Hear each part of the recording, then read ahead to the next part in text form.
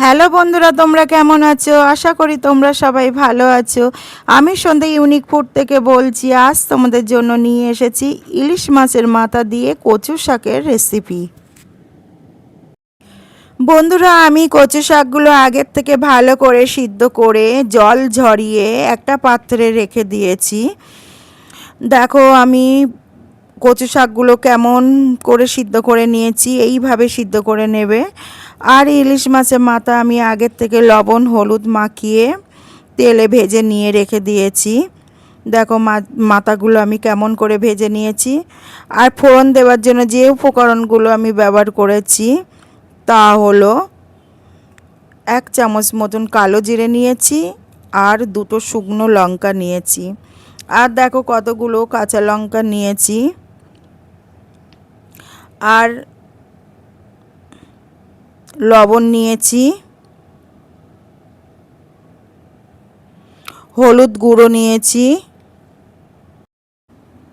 বন্ধুরা, আমি ইলিশ মাছের মাথা যে তেলে ভেজে নিয়েছিলাম সেই তেলের ভিতরে আমি 1 চামচ কালো জিরে আর 2টো শুকনো লঙ্কা ফোড়ন দিয়েছি। ভালো করে নাড়াচাড়া করে নিয়ে এবার একটু লবণ দেব,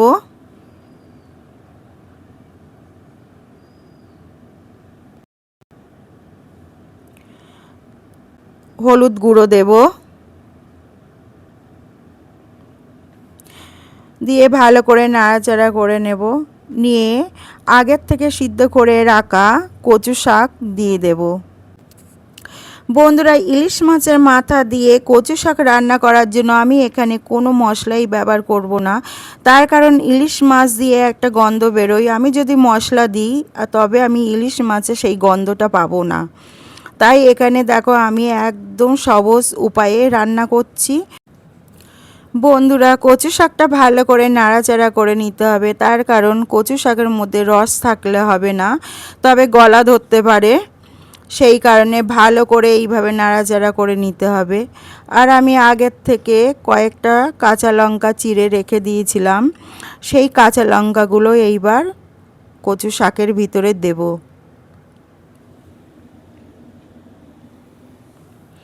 আমার কাঁচা লঙ্কা দেওয়া হয়ে গেছে।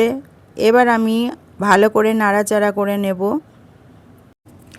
বন্ধুরা, কচু শাক রান্না করতে গেলে একটু সময় বেশি লাগে, তার কারণ কচু শাকের মধ্যে রস থাকে, সেই রসটা শুকাতে একটু দেরি হয়। আমি এই সময় গ্যাসের ফ্লেমটা মিডিয়ামে রেখে দেব। এবার আমি ভেজে রাখা মাথাগুলো কচু শাকের ভিতরে দিয়ে দিয়েছি। বন্ধুরা, আমি আগের থেকে হাত দিয়ে মাথাগুলো গুঁড়ো করে নিয়েছিলাম। নিয়ে এবার মাথাগুলো ভালো করে কচু শাকের ভিতরে মিশে নেব। দেখো আমি কেমন করে মিশে নিচ্ছি, এইভাবে মিশে নিও। এবার আমি 2 চামচ মতন চিনি দিয়েছি তোমরা। এবার আমি চিনি ভালো করে কচু শাকের ভিতরে মিশে নেব। কচু শাকের ভিতরে একটু চিনি না হলে ভালো লাগে না, একটু মিষ্টি মিষ্টি ভাব লাগতে হবে। তোমরা স্বাদ মতন চিনি দিও। এখানে আমার 2 চামচ মতন চিনি লেগেছে, আমি 2 চামচ মতন চিনি ব্যবহার করেছি। দেখো বন্ধুরা, আমার কচু শাক হয়ে গেছে।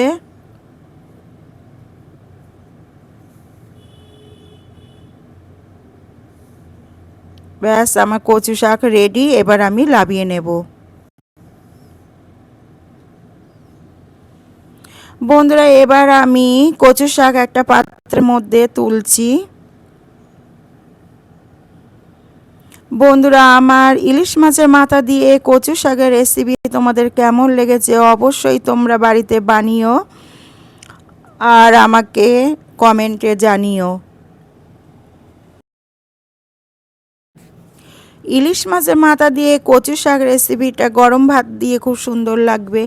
যারা এখনও ইলিশ মাছের মাথা দিয়ে কচু শাক খাওনি তারা অবশ্যই বাড়িতে বানিয়ে এই রেসিপিটা একবার একটু খেয়ে দেখো। মাছ মাংস কোনো কিছুই ভালো লাগবে না, এক থালা ভাত ইলিশ মাছের মাথা দিয়ে কচু শাক রেসিপি দিয়েই খাওয়া হয়ে যাবে। যারা এখনও আমার চ্যানেলটা সাবস্ক্রাইব করোনি তারা অবশ্যই সাবস্ক্রাইব করো আর একটা লাইক দিয়ে তোমরা আমার পাশে থেকো। কাল তোমাদের জন্য নতুন একটা রেসিপি নিয়ে আসবো। তোমরা সবাই ভালো থেকো।